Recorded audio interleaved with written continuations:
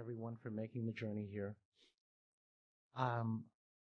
It is with much appreciation because we understand how hard it was for some of you to be here. It doesn't matter how long the journey was. What it mattered was what it took your heart to pierce through some of the challenges that have clogged the way. And I want to tell you that I carry it with me, some of the hurt that you have to deal with daily, and in the time and the need for forgiveness of some of the things you felt that you could have done better. But your voice is heard. And it is with the love of the Grand Council and the Silent Nine that each of you have their blessings. The way of truth, as the essence of the universal light and sound, has been and will always be about the work of assisting other masters, other paths, and maintaining the borders of each plane of light. The ancient teachers look at each of us as the guardians of the gates.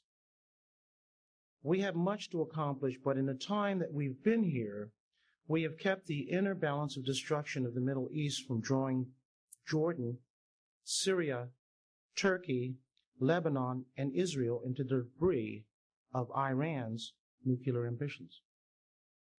The effectiveness of our path's blessed mission is dependent on keeping our spiritual waters pure, away from the trappings of ego, self-aggrandizement, and vanity. We will always have to remind ourselves that it is a spirit guiding us. It is not by our hand. It is only the ego that is slowing down the women's movement in Iran and retarding economic and education strives in Africa. When Sutma's will is directed for change, the wind will change. The water currents will change. Planetary plates will move. And the earth itself will change. And humanity's heart will open and bloom, and it will change. So there are some things that are simply immovable in terms of the plans that we're a part of. And there are some things that are just contingent, depending on divine will. To be a part of this glorious change, stay in your heart. Contemplatively study our discourses and books. They hold keys to ancient wisdom and mastery. As we grow spiritually and in warriors, we will guide the world into what is as high as good, and partner our energies toward what must occur in the next 100 years. We are at the forefront of what is going to occur when the timetable for this earth starts at 2012. Each of you are a part of those changes. The heart is like a magnifying glass that harnesses the God power.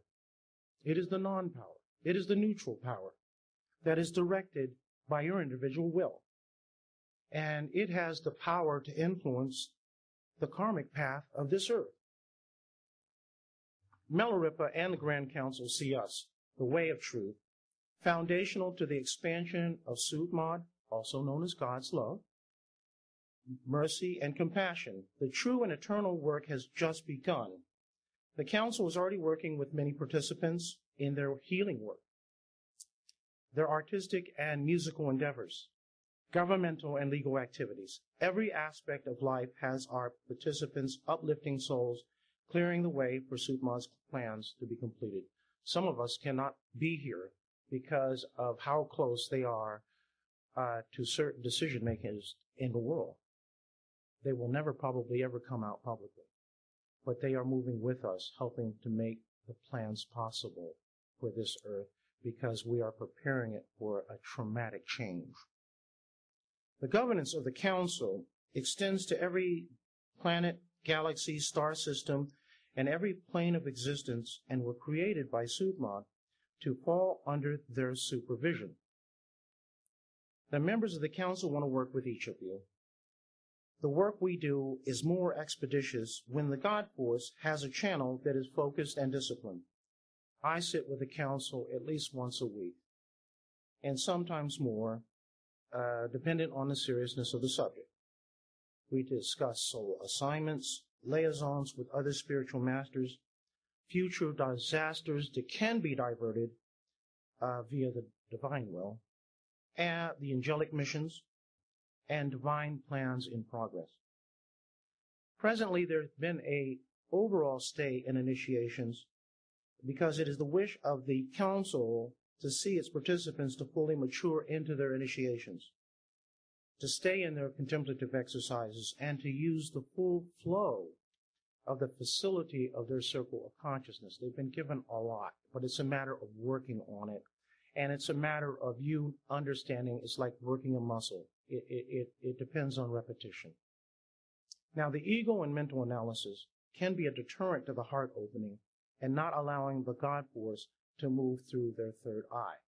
Now, mental analysis in the mental body is an extremely powerful force, but because we are dependent on heart energy and heart resonance, the mind wants to dissect what is manifesting in that moment. So we have to really move that aside. And this is one of the reasons why some participants feel a sense of disconnection. Now, the only way through this simply is faith, perseverance, and inner knowingness that spirit would not lead you down a tunnel without a light at the end.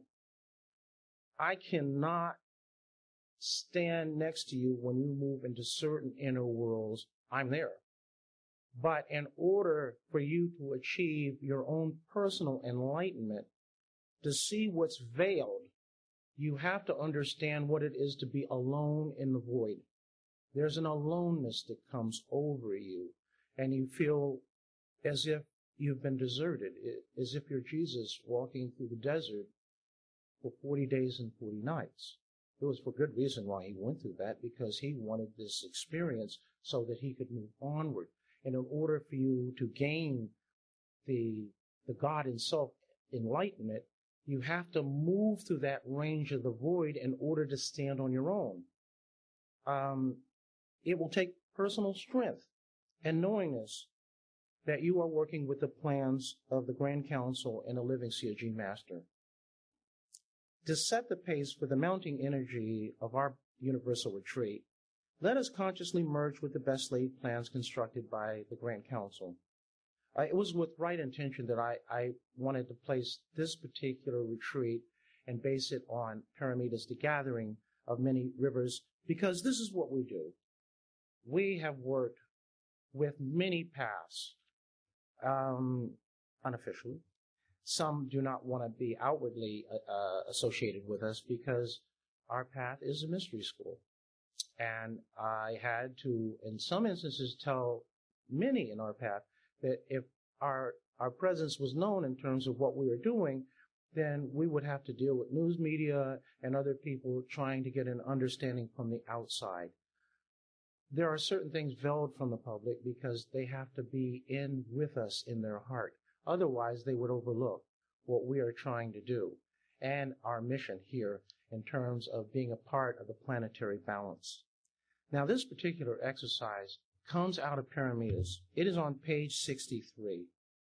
It's one of which that was given by one of my personal teachers and friends, and he has treated me like a son, Master Milarepa. I'm going to ask you to go into contemplation with me, and what we are going to do is, and I'm going to explain it, we're going to do 5 hues. Hue is that ancient name for God. It is the life code of this universe, and it opens our heart to a floodgate of personal and universal knowledge. So I ask each of you to gently close your eyes.